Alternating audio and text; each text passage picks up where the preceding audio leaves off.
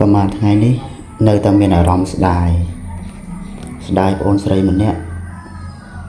ហើយក៏សម្រេចចិត្តមកនិយាយប្រាប់បងប្អូនជាសិស្សដែលប្រឡងបាននិទ្ទេស A ប្រចាំឆ្នាំជាសិស្សដែលទទួលបាននិទ្ទេសល្អក្នុងការប្រឡងឌីប្លូមដោយសារតែភាពចាស់ទុំរបស់ប្អូននិយាយឲ្យសាមញ្ញទៅជាក្មេងដែលដឹងក្តីទាំងចរិតរកពីសម្ដីសម្ដៅចេះគោរពចេះគួរសមគួរឲ្យស្រឡាញ់ចូលចិត្តឥឡូវឈប់រៀនហើយត្រូវទៅធ្វើការដើម្បីជួយជីវភាពនិងដោះស្រាយបំណុលគ្រួសារជីវិតយើងអ្នកក្រសូម្បីតែឱកាសក្នុងការរៀនក៏ត្រូវមកប្រកួតប្រជែងដែរឋានភាពបែបនេះតែយើងអាចជួយអ្វីគាត់បានត្រឹមតែមកនិយាយហើយសម្ដែងការសោកស្ដាយប៉ុណ្ណឹងអ្នកមានសមត្ថភាពបែរជាត្រូវបោះបង់ហើយអ្នកដែលខំរៀនបែរជាមិនអាចបន្តអូនប្រុសស្រីដែលមានឱកាសទាំងឡាយសូមផ្ដល់តម្លៃភាពជាយុវវ័យរបស់ប្អូនជាមួយនឹងការសិក្សាពេលវេលាមិនរងចាំប្អូនទេផ្លេចខ្លួន3ឆ្នាំ4ឆ្នាំ5ឆ្នាំកន្លងផុតទៅតាំងមកអង្គុយសោកស្ដាយដល់ពេលនោះបើទោះជាភ្ញាក់ខ្លួនក៏ពិបាកនឹងត្រឡប់ក្រោយវិញដែរបច្ចុប្បន្នបងប្អូនអាចថាយកចិត្តទុកដាក់តាមរបបសង្គមបច្ចុប្បន្នឃើញមានការតបតែងខ្លួនលាបឡេលាបក្រែមលាបម្សៅបានស្រស់ស្អាតសង្ហាដើម្បីទទួលបានការចាប់អារម្មណ៍ពីមជ្ឈដ្ឋានខាងក្រៅមានភាពតាក់ទាញអីនឹងជាដើមមិនអីទេការចង់ល្អឲ្យមានរបៀបរៀបរយស្រស់ស្អាតសង្ហាល្អហើយ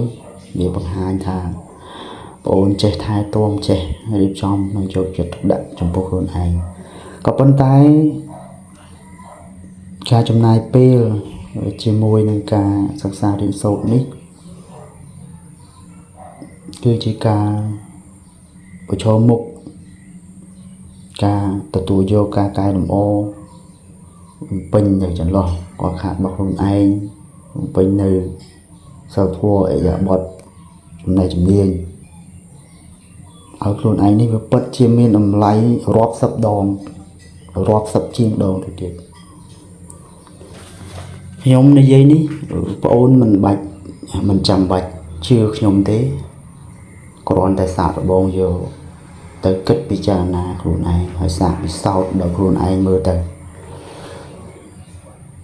នៅពេលដែលបងអូនមានចំណេះដឹងផលប្រយោជន៍អ្វីខ្លះដែលបងអូនទទួលបានសាកល្បង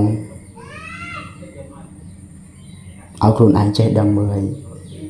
ពិនិត្យមើលផលប្រយោជន៍យកភ្ញាក់ខ្លួនឡើងកុំជ្រួលជ្រើមនឹងភាពស៊ីវិល័យនៃសង្គមបច្ចុប្បន្នអស់ទាញពេកអីតើឪពុកម្ដាយផ្ដល់ឱកាសផ្ដល់តម្លៃឲ្យបងប្អូនរៀនឱកាសនេះមេខ្លះបើទោះជាចង់បានក៏មិនអាចទទួលបានទេដូចជាករណីបងអូនស្រីខាងលើខ្ញុំបាននិយាយអញ្ចឹង